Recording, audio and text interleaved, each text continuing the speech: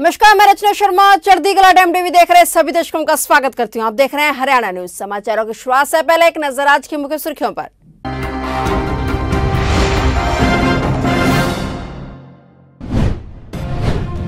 Ellenabad seat से जीते इनेलो के अभय चौटाला, बीजेपी के गोविंद कांडा को मिली हार।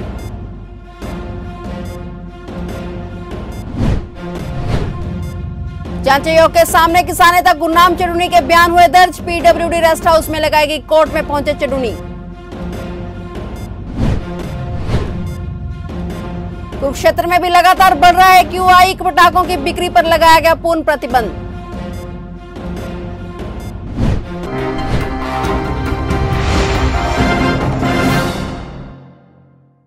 और अब समाचार विस्तार से।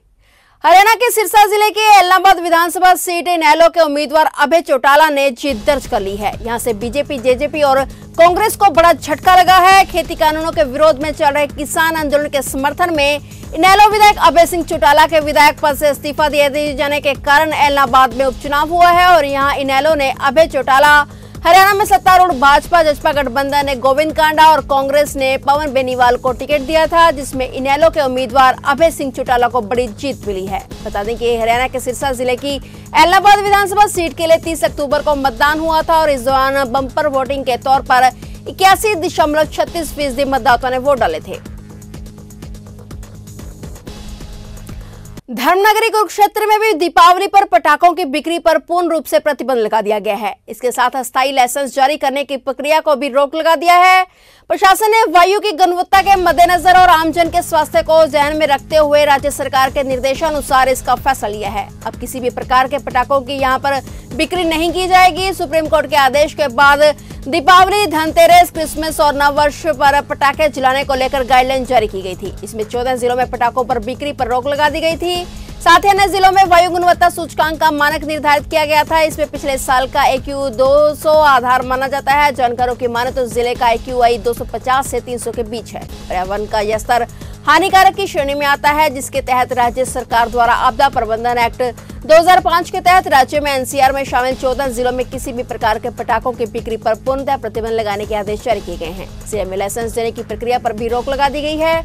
प्रदेश सरकार के अनुसार विस्फोटक अधिनियम 2008 के तहत जिले में किसी भी प्रकार के पटाखों की बिक्री को पूर्णतः प्रतिबंधित कर दिया गया है। इन आदेशों की अवहेलना करने वाले व्यक्ति के खिलाफ आपदा प्रबंधन एक्ट 2005 के अंडर सेक्शन 51 से 60, अंडर सेक्शन 188 व 1860 के तहत कानूनी कार्रवाई भी अमल में लाई जाएगी।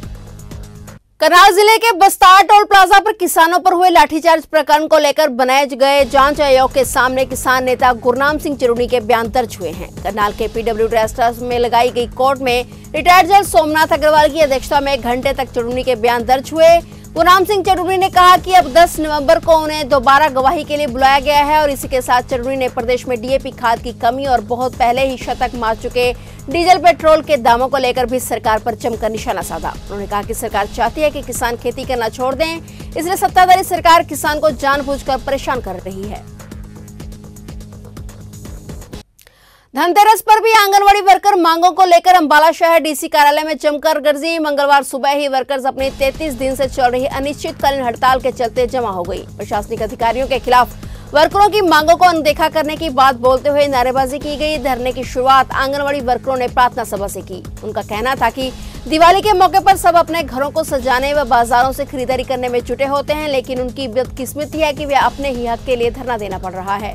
यूनियन की राज्य महासचिव अनुपमा ने बताया कि आंगनवाड़ी वर्कर काली दिवाली मनाएंगी। 3 नवंबर को DC कार्यालय पर काले सूट पहनकर धरना प्रदर्शन किया जाएगा। उनका मकसद केवल सरकार तक अपनी आवाज पहुंचाकर मांगों को पूरा करवाना है। फिर भी सरकार नहीं मानती है तो दिवाली के बाद आंदोलन को तेज कर दिया जाएगा। बता दें कि 1 अक्टूबर से आंगनवाड़ी वर्कर DC कार्यालय में अनिश्चितकालीन धरने पर बैठी हुई हैं। प्रदेश में डेंगू के मामले लगातार बढ़ते जा रहे हैं। ऐसे में आम जनता भी बेहद परेशान है। ऐसे में खाली प्लाटों में जमा पानी उनके लिए खतरे का निशान बन चुका है। जब इस बारे में अंबाला नगर निगम मेयर शक्ति रानी शर्मा से बातचीत की गई तो उन्होंने बताया कि उनके द्वारा पुख्ता इंतजाम किए जा रहे हैं। उनके मुताबिक अंबाला में बड़ी संख्या में प्लॉट खाली पड़े हैं। इन खाली पड़े प्लॉट्स में लोग कूड़ा फेंक देते हैं, इसलिए नगर निगम द्वारा इन खाली पड़े जगहों पर सफाई का काम चल रहा है और बहुत जल्द साफ सफाई का काम पूरा कर लिया जाएगा। देखिए, लगातार डेंगू के केसेस बढ़ रहे हैं, नोटिस में आ रहा है और उसके लिए जो भी हम कर सकते हैं प्रशासन में, हम लोग फॉगिंग भी कर रहे हैं, जगह जगह नालियों में तेल भी डलवा रहे हैं और जहाँ से कोई कंप्लेंट्स आ रही हैं उन जगह में एक्स्ट्रा फॉगिंग भी हो रही है, भी करवाई है। पीछे कर्मचारी भी हर वार्ड में गए हैं जहाँ पे ज़्यादा घास खड़ा था या प्लॉट्स में गंदगी थी।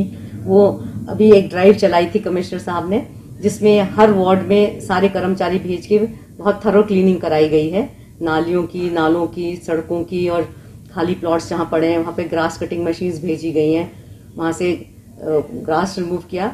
पर उनकी तादाद इतनी ज्यादा है कि हम कहें कि इतनी जल्दी सारा कुछ साफ हो जाए वो पॉसिबल नहीं है। गुरु रविदास मंदिर फतेहपुर पुंडरी में श्रम विभाग की तरफ से कैंप का आयोजन किया गया। सरकार की तरफ से श्रम विभाग से वीरेंद्र सिंह विर्क शिविर में पहुंचे, जिन्होंने शिविर में पहुंचकर सरकार की नीतियों के बारे में सभी को जानकारी दी। वीरेंद्र ने बताया कि श्रम विभाग की तरफ से श्रम कार्ड बनाए जा रहे हैं। ये श्रम कार्ड 38 करोड़ बनाए जाएंगे। यह भारत सरकार की स्कीम है। इस स्कीम का सभी लाभ उठाएं और स्कीम का लाभ 2.5 एकड़ जमीन से कम वाले किसान भी उठा सकते हैं। इस स्कीम के तहत सरकार की सभी योजनाओं का लाभ दिया जाएगा।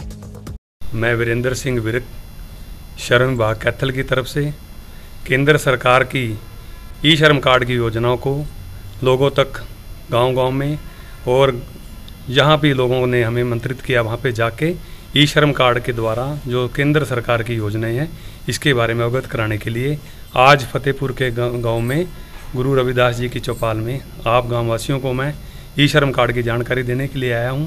साथियों, ई श्रम कार्ड पूरे भारत में केंद्र सरकार की ओर से 38 करोड़ लोगों को अपने साथ जोड़ने का काम करेगा, जिसमें मध्यम वर्ग के और बीपीएल धारक जो लोग हैं, जो बहुत ही राशन कार्ड के साथ साथ ऐसी वंचित रह गए हैं योजनाओं से, उन सभी योजनाओं का बेनिफिट ई श्रम कार्ड से आप लोगों तक पहुंचाया जाएगा।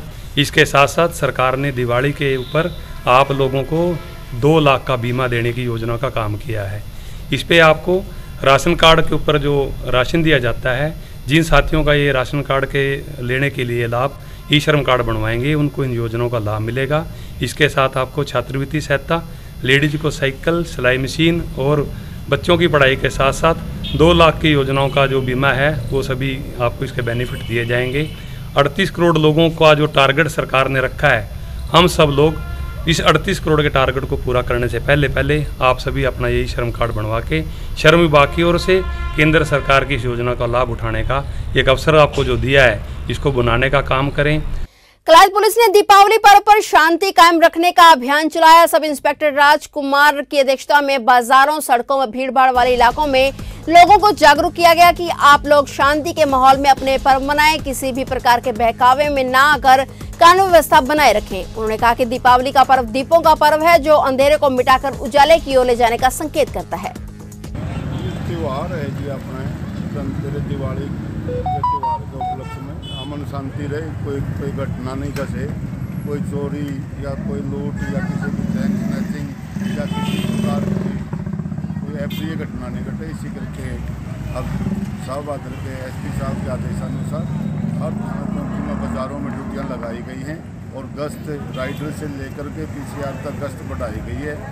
डीएसपी साहब भी बार बार चेक कर रहे हैं और हर तरह की लोकेशन सिचुएशन रखे हुए हैं साहब, भाई सभी लोग सुख शांति से अपना त्यौहार मनाएं और अपने एरिया में सुख शांति। कैथल जिले के पुंडरी के पशु अस्पताल में 2 दिवसीय पशुपालन शिक्षा एवं जागरूकता कैंप का आयोजन किया गया। इस कैंप की अध्यक्षता विभाग के उप निदेशक डॉक्टर मंगल सिंह खर्क द्वारा की गई। इसके अलावा कैंप में रिटायर्ड उप निदेशक डॉक्टर एनडी गोयल और उप मंडल अधिकारी डॉक्टर देवेंद्र धूल भी मौजूद रहे। इस कैंप के माध्यम से पशुपालकों को विभाग द्वारा चलाई जा रही स्कीमों के बारे में जानकारी दी गई। 2 दिन तक चलने वाले इस कैंप के माध्यम से इलाके के किसानों को आधुनिक पशु फार्म की विजिट भी करवाई जाएगी, ताकि पशुपालक आधुनिक तकनीकों का इस्तेमाल करते हुए कम लागत में अधिक मुनाफा कमा सके। शिविर में उपस्थित डॉक्टरों द्वारा पशुपालकों को पशुओं की बीमारी और उनकी रोकथाम के लिए किए जाने वाले टीकाकरण की जानकारी भी दी गई। आज पशु अस्पताल पुंडरी में पशुपालन शिक्षा एवं जागरूकता के बारे में कैंप का आयोजन किया गया है। इसमें किसान भाइयों को, पशुपालक भाइयों को पशुधन से संबंधित जो उनके रखरखाव के लिए है या कोई बीमारियों से बचाव के लिए है या पशुओं को बढ़िया ढंग से कैसे पाला जाए ताकि उनसे फ़ायदा उठाया जा सके, इसके बारे में विभाग के चिकित्सकों ने आपको जानकारियाँ काफ़ी दी जा चुकी हैं। और हमारे बीच में डॉक्टर गोयल भी हैं, रिटायर्ड डिप्टी डायरेक्टर, ये भी आपको अब जानकारियाँ देंगे। पशुपालन विभाग काफ़ी स्कीमें चला रहा है जो किसानों के लिए बड़ी फ़ायदेमंद है। आज इसका पशुओं को बीमारी से बचाने के लिए टीकाकरण अभियान भी शुरू हो चुका है। इसमें गलघोटू और मुँह खुर का इकट्ठा टीका बना दिया गया है जो साल में 2 बार लगेगा। इन दोनों बीमारियों की कवरेज हो जाएगी इससे। और दूसरे जो छोटा पशुधन है जिसमें सीप है, गोट है, पिगरी है, इनके लिए वैक्सीन पहले भी वैक्सीनेशन हो चुकी है और दोबारा भी अगर किसी का कोई रहता है तो उनको वैक्सीनेशन करवा दी जाएगी। फिलहाल हरियाणा न्यूज में इतना ही। तब तक के लिए देखते रहिए चढ़ती कला टाइम टीवी और मुझे दीजिए इजाजत। धन्यवाद।